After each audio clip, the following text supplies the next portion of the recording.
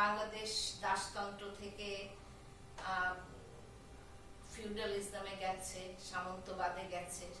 সামন্তবাদ ছিল, সেই সময় ব্রিটিশরা এসে দখল করেছে ভারতবর্ষ, সুতরাং বাংলাদেশও দখল হয়েছে। তাদের মাধ্যমে আবার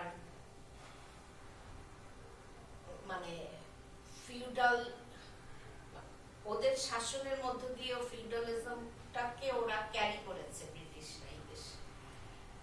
জমিদার প্রথা তৈরি করেছে। এখন জমিদার প্রথায় মানুষকে মানে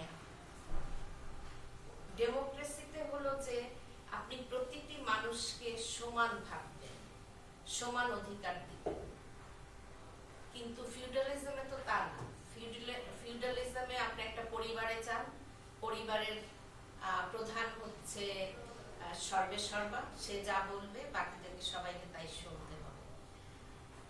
রাজা যা বলবে রাজ্যে তাই হবে, তেমন একটা ব্যবস্থা। তো সেই জিনিসগুলো কিন্তু আমাদের সোসাইটিতে এখনো রয়ে গেছে এবং সেইগুলো নিয়েই গড়ে পড়ি আমরা কিন্তু চলছি।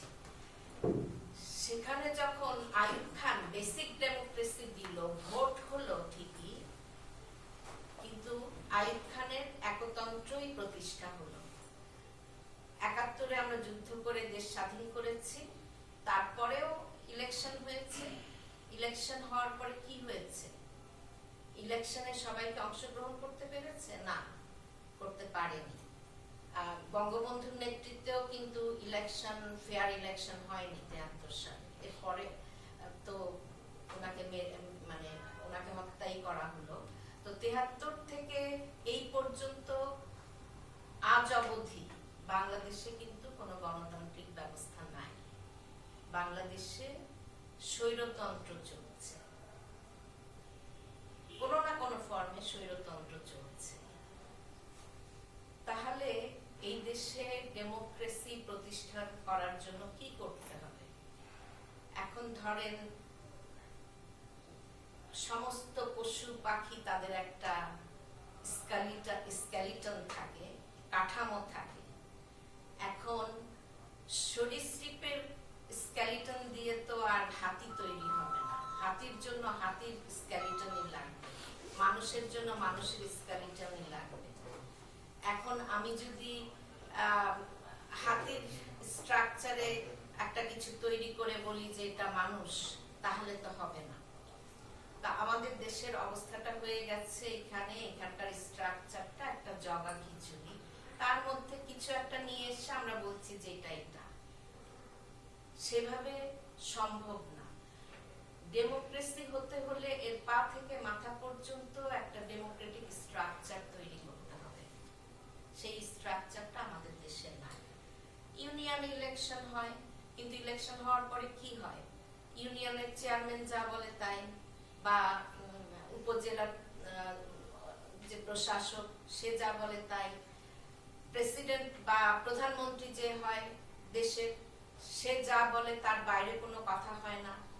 তাহলে এই ডেমোক্রেটিক স্ট্রাকচারটা কিভাবে তৈরি হবে?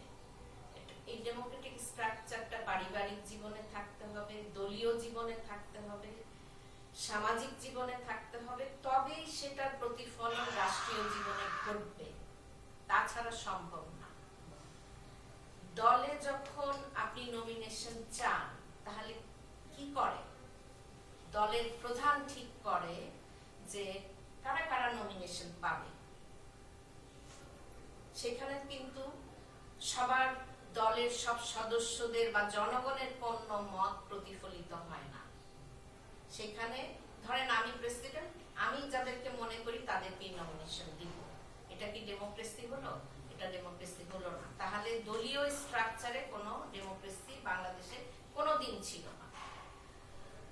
তো সেই দলগুলোকেও ডেমোক্রেটিক স্ট্রাকচারে নিয়ে আসতে হবে। আমাদের পারিবারিক জীবনেও এখন পর্যন্ত আমরা কি করি? অবশ্যই ছেলে মেয়েদেরকে বাবা মা একটা স্ট্রাকচারের মধ্যে রাখবে, কিন্তু আমি দীর্ঘদিন থেকে আমেরিকায় থাকি। আমেরিকায় এবং ইউরোপেও একটা ছোট বাচ্চা জন্ম হওয়ার পর থেকে তাকে কিন্তু একটা পার্সন হিসেবে তারা ট্রিট করে।